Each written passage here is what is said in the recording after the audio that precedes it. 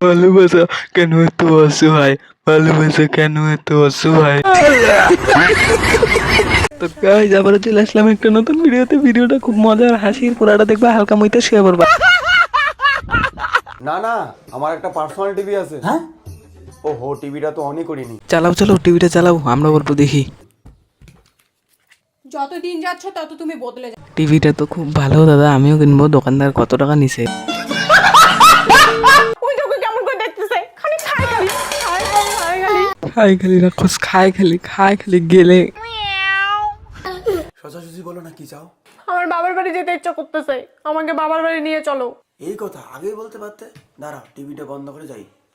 TV TV আমার কোথায়? টিভিটার মনে হয় দাম অনেক, তাই তো টিভিটা অনেক কাজ করতে পারে সব।